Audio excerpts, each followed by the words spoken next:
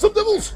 J-Dog back for another goddamn interview. And today we got fucking Pat from HellWitch, so you, Robert Green, you can shut the fuck up now and stop bothering me, goddamn it. We have a fucking fan of the channel, man. He's like, HellWitch is his favorite band. He's like, you were the #1 request. So you gotta get the goddamn interview. I was like, yeah, dude, I mean, I'm up for it. Yes. If you'll do it, then Francisco, Fran the man. Francisco. He contacted you, because you were on his channel, right? Jamming out all badass. Yeah. Yes, I know Francisco.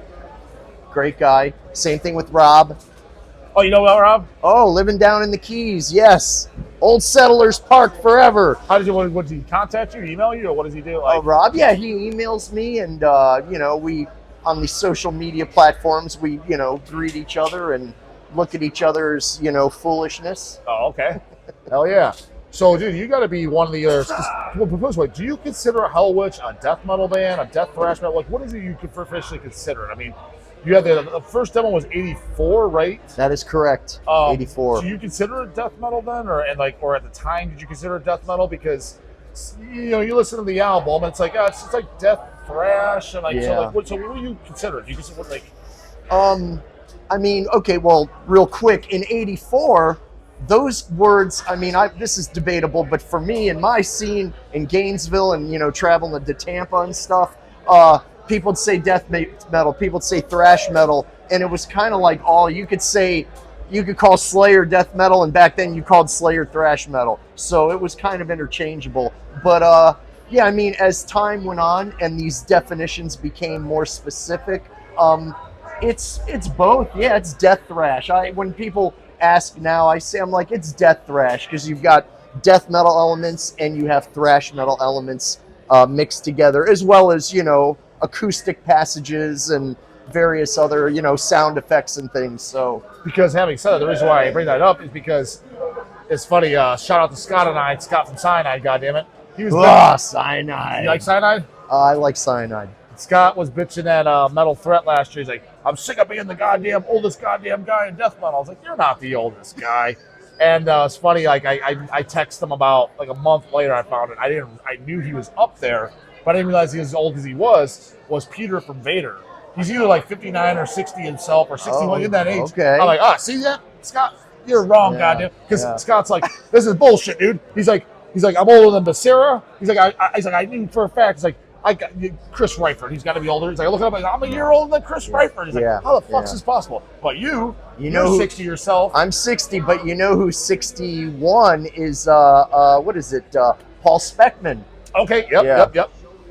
I'm pretty sure he's 61. He might be 60, but I know he's a little older than me. So yeah, Scott and I's full of shit. You got Peter from Vader's older. We got goddamn Pat's older. We got fucking you said Paul Speckman's older. Yeah. There's a few guys. Yeah, check your Wikipedia. Get your shit together. Yeah. So in general, but you are definitely older than most of the guys. I mean, you're older than the Glenn Bettons, the Chris Reiferts, the Jeff Becerras. Yeah. I mean, that is probably, you know, around there, yeah. And not to throw you under the bus, like this old guy. No, what I'm saying is, like, extreme metal music, most of the guys that are at age, it's going to be the King Diamonds, the Kronoses, the Bobby Blitzes. They generally weren't of anything even that you wouldn't consider death metal at all.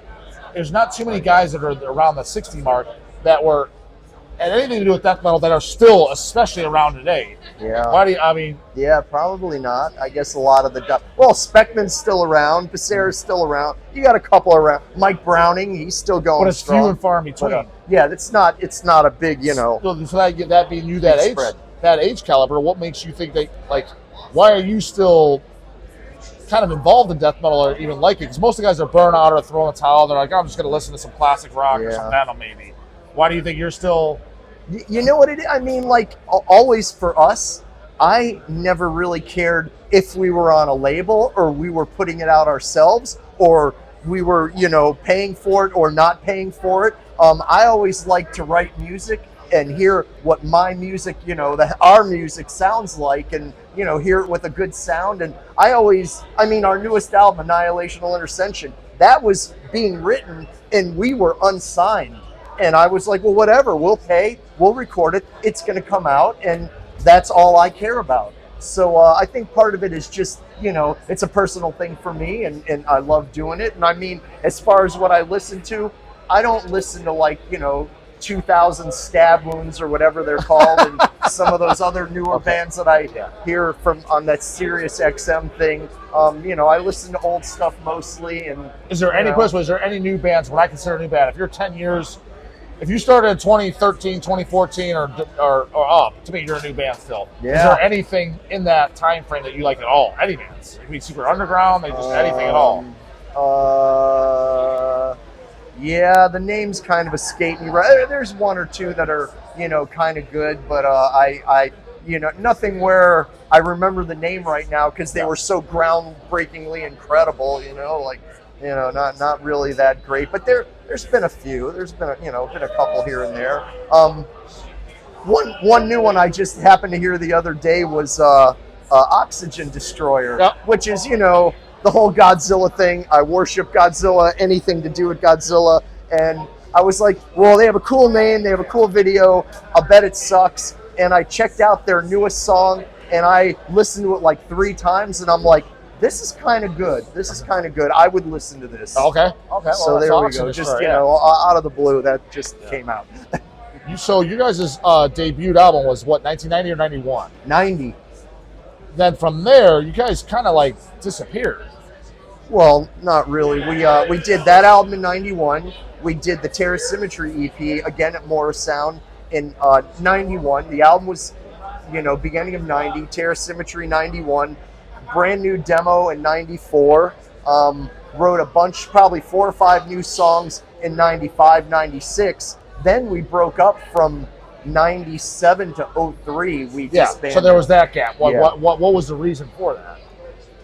It was drummer problems. I mean, with HellWitch, you need a certain caliber of drummer, and we just weren't finding it. We just were not finding that guy. And we had a couple guys who were good, but in my experience, it always is like they're a great drummer, but they're a fucking asshole. Or they're the coolest guy, but they're not quite cutting it. And it was it was kind of like that. And so after a little while, I was like, man, I'm done. This is more trouble than it's worth.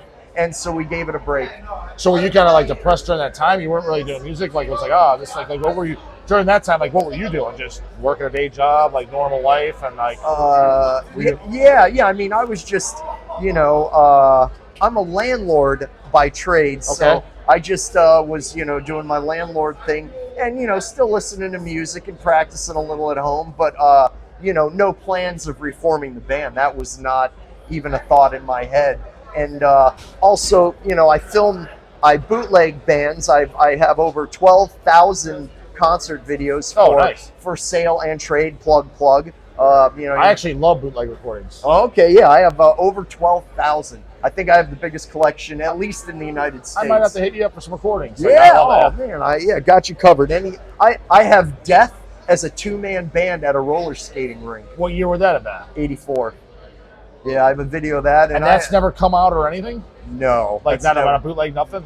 Oh, I mean, it's a bootleg, If you know other bootleggers. No, but you don't know if like someone like bootlegged on a CD or a vinyl or anything like that? Not as far as I know. I've never heard it or seen it. And so that was what Kam Lee still singing. It was a 2-man band, and it was just Chuck and Cam. Nice. Yeah, it was a 2. So, I mean, I have, a lot of rare stuff like that. What is it, like Mayhem concerts from like 88. The Mayhem rehearsal from 88, where they're like in their warehouse, and how does it sound? It sounds some of it sounds horrible, but the Mayhem rehearsal, it sounds decent. You can kind of make it out. When I say you can make it out, it's not like a soundboard, but you can kind of, if you know the songs, you'll be able to tell it out. Sure. Yeah. The Death at the skating rink, not so much. Okay. Skating rink, huh? Oh, they're at a skating rink. So when you said that bootleg, were you actually there and recorded it? Were you actually you just got that recorded? Yeah, I got that. I being a video bootlegger, I started doing that in 84. So I was trading VHS tapes with guys from 84 till it switched over to DVD-R, and then we all started trading DVD-Rs. Did you ever see anything, whether it be in rehearsal or live? Did you see Death at all playing like the Mantis years or whatever with Kam Lee singing, or no? Not in person. I've been to Death rehearsals before Leprosy came out. Okay. We went to Orlando and hung out at their warehouse, and Chuck in 86, before Scream Bloody Gore came out, Chuck stayed at my house for a few days, and HellWitch performed, and Chuck came up on stage with us and did Infernal Death. And you know, we were a 3-piece, and he came up and he did lead guitar, lead vocals, and I have a video of that as well. Chuck performing with HellWitch. So well, speaking of Chuck, since you saw Chuck in those early days, you know, being known as Evil Chuck and playing death metal, he was Evil Chuck. Yeah. Correct. Yeah. So and then, that's his name. Don't forget it. And seeing where he'd go, let's say, especially after Spiritual Healing. You saw like where the band was going. What was your take on that? Did you just not care? Were you like, this guy's fucking lame as fuck? Like, what was your take on that? Yeah, I was sad and disappointed, and I felt betrayed because I knew them as Mantis songs and death songs and this, you know. And then when it kind of became more melodic and musical, I thought this isn't really the essence of this band. This band maybe should change their name or something, because this isn't really what death is to me. What was the last death release you liked then, that you personally liked? I thought Leprosy was good. I heard Spiritual Healing, and I was like, So I asked John McAtee on this. I'll get your take too. Spiritual Healing and this is an ongoing debate on the channel. In your opinion, is that death metal or not death metal? Forget if you like it or not. Is it death metal or not? Is it death metal? I think it still is. I think it still has enough kind of evil sounding riffs. So you think like albums like Human and Individual Thought Patterns and a Symbolic, those are death metal records? I've never heard those really. I don't listen to that music. I think you would say no. Yeah. No, I don't think so. Because I don't listen. I heard Spiritual Healing, and I thought it was going downhill, and I wasn't interested in hearing anything after that. So you didn't listen to anything after that? Just a song here or there, and I thought it would be not to my liking, and I was always right, so I didn't bother with it. There were too many other things to listen to that I knew I liked. What did you think? So Kam Lee leaving, and then like '86 starting Massacre. What was your take on Massacre? Liked it, loved it, hate it? At first, I didn't like it, but what did you not like it because the growling vocals and that was not normal, or what did you not like about it? Oh, well, I mean, I looked at them as this is a different band. This is Massacre, and let me listen to them and see what they're about. And I knew it was Rick writing a lot of the material, and I liked Rick's. I still like Rick's writing, and I'm like, yeah, this is good. I'm like, it's okay. It's good. It's okay. And then after I listened more, it grew on me. And then I, began to like them more. Like over the span of a year, probably from early '86, I kind of didn't like them. And by '87, I did like them. From what I've heard through the grapevine, now I'd love to shoot a video with Kam Lee. It's been kind of thrown out there. He thinks I don't like him, which makes no sense whatsoever. Because literally I've only praised him on my videos. So. Yeah. But somebody told me like these co-hosts he does a podcast with or whatever, or does videos. It's like, hey, Kam thinks you don't like him. I'm like, why does he think I don't like? I literally have only said nothing but positive shit about him. Like, that doesn't make any sense whatsoever. Wow. But whatever. Yeah. I would like, from what I've heard through the grapevines, not through him, is that he's a little bitter because he believes that he created the growling vocals, if you want to call them Cookie Monster vocals. And if you ask a younger generation, if you ask them who created, they're going to say someone like Chris Barnes or Frank Mullen, Suffocation. Do you personally think Kam Lee created the death metal growl, Cookie Monster vocals, like the earliest recordings? Because in my opinion, I actually think he did, and he deserves that credit because I can't think of anything earlier than the '86 Massacre demo where there was growling vocals. I'm not talking like the higher shit, the Death, the Possess, Insanity, Fire, Death, Fate. I'm talking like literally a growl. I can't think of any recording that's earlier than '86 with growling vocals. Can you? I mean, I thought the Mantis, the Death by Metal, the Infernal Death, and Death by Metal is the first demo, and then well, wait, Mantis, Death by Metal, and then Reign of Terror. Those are the Mantis demos, yeah. Well, no, Reign of Terror was a death demo. Pretty sure it's Mantis. Oh yeah, well, I don't know. I don't know. I knew Kam then personally, and my friend went and stayed with him, and he said, "Here, Kam gave me copies of the death demos, and it was the Reign of Terror and the Infernal Death demo. Infernal Death, and those were the two. Those were the two death demos, according to Kam, to my friend in '85. Okay, so that I could be wrong, but so what I thought Mantis had two demos, and it was Death by Metal '84 and Reign of Terror '84. both with Kam singing. That's what's Yeah, about. no. So this guy's wrong? Chuck sang on both of those. Chuck sang He doesn't sing on Death by Metal.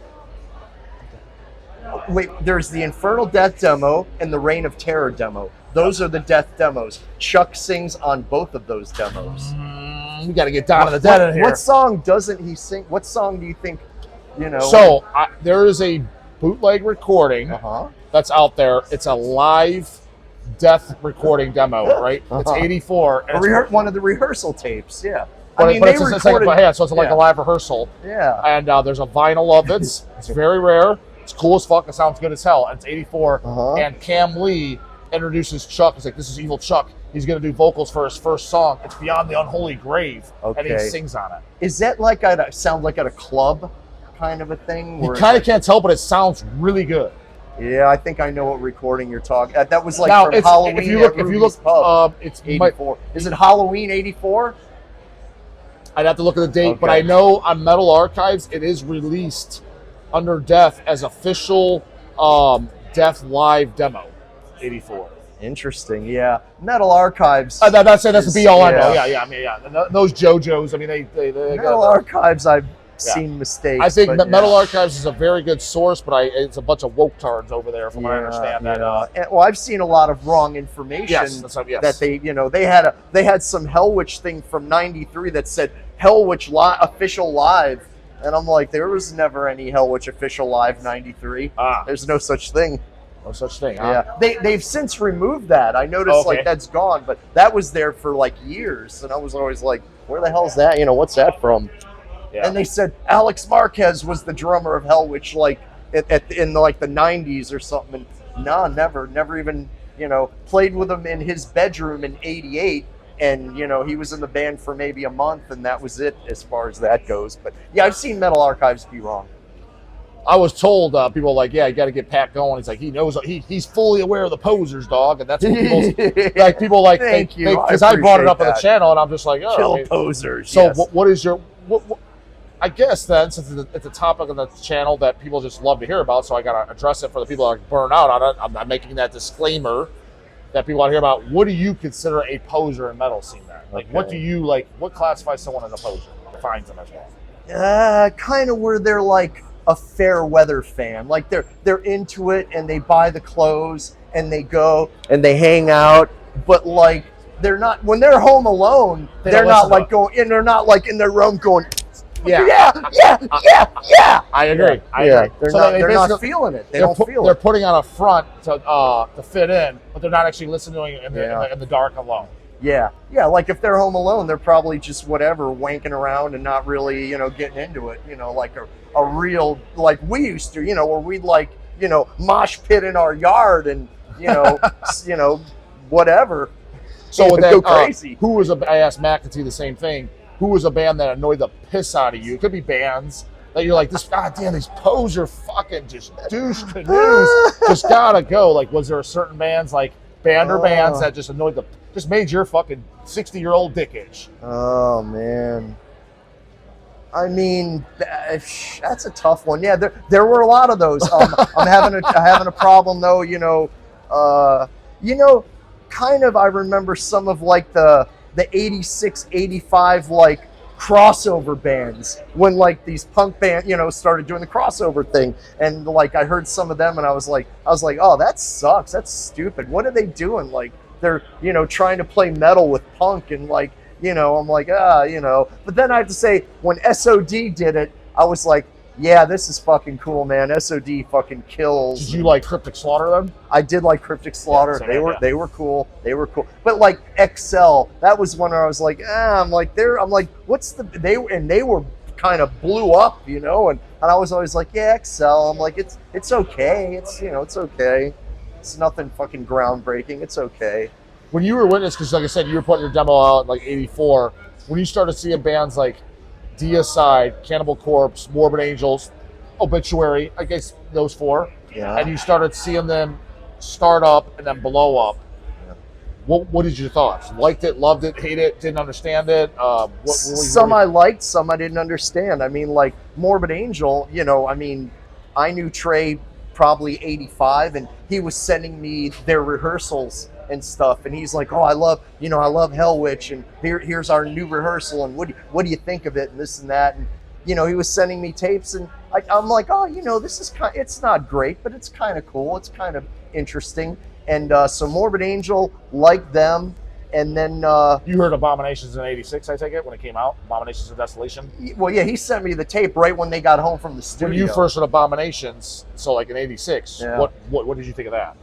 I thought it was pretty cool because we had played with them live, and I knew his guitar playing and his songwriting. I was a big fan of that, and I heard that album, and I'm like, listen to that production and listen to those songs. And then Trey sent it, and he's like, yeah, it's not the way it's supposed to be, though. I had to change things around because the musicianship on it wasn't right. And he goes, it's terrible, and the label's so mad they're not going to put it out.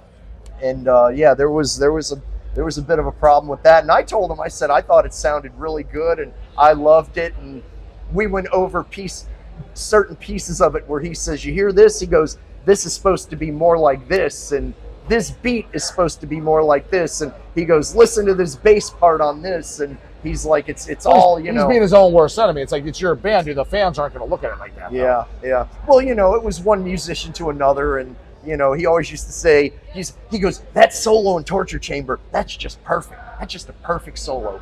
And so, I was, flattered by that, and I always tried to, tell him what I thought, Morbid Angel could be doing better, or whatever. But I never said, oh, dude, this song sucks, or Hellspawn, you need to change.